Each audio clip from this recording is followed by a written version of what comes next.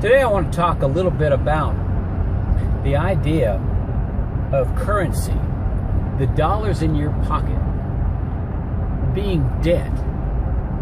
That's kind of hard to wrap your mind around sometimes, that this dollar that you can exchange for real assets is not an asset itself. See, the way that they get around that is that they declare that these dollars are legal tender, good for paying for all public and private debt. So what you're doing when you're exchanging your dollars for an asset, you're taking on the real asset but handing debt across to the person whom you buy it from. That's the lie about the whole thing. It's deceptive. It is criminal to portray that your dollar bills in your wallet are an asset when they really are not. And the reason why they devalue over time is because, and they call it inflation, but it's really not. It's really interest. You see, the value of that dollar, as it goes down, it accrues in the accounts of those who issued it. The way that happens is that because you always have to have more and more currency going into the economy to pay the interest on the existing currency, then they're always issuing more and more and more, and on average it comes back to the banks, because after it changes hands any number of times, it ends up back in the hands of the banks.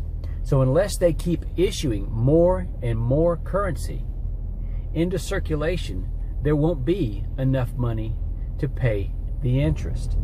And the more and more they issue currency, the only reason being to be able to pay the interest out of the economy back to the banks, the less and less your money is worth. And so really it's not inflation, it is interest. And so when the Federal Reserve says that they have an inflation target out there, say 2%, what they're really saying is that they're planning on taking 2% of the value of your cash in this next year. That's their goal. See, that's how they do it. That value ends up in their accounts, you see.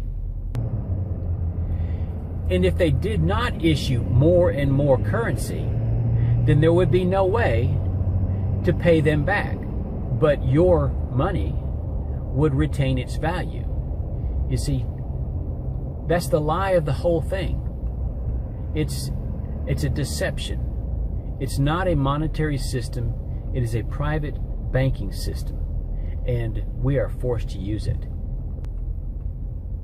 But just imagine, as the economy starts to slow down and there's less and less borrowing of new cash, new currency into circulation, what happens?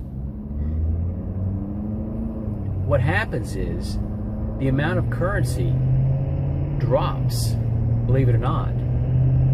The amount of currency drops, but the debt that must be paid keeps going up.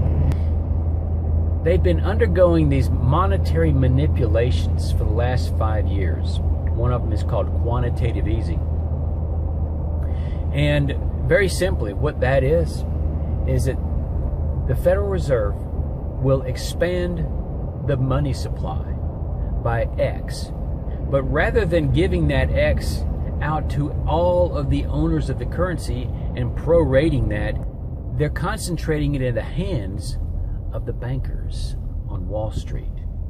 And the bankers are using that to buy down U.S. treasuries and to buy up the stock market. But when they issue new currency and there is no economic value that has been created for which it is originally exchanged, then what that does is devalue the currency in the hands of the rest of the holders of the currency. And so quantitative easing is just nothing but a wealth transfer protocol. When they issue new currency concentrating in the hands of the bankers, increasing the values in their hands, decreasing it in your hands, that's nothing but a wealth transfer. And that's what they've been doing. It's criminal, and our Congress is letting them do that. The President is letting them do that. The Security and Exchange Commission is letting them do that. They really have no say-so about this because it's the bankers who really run this country.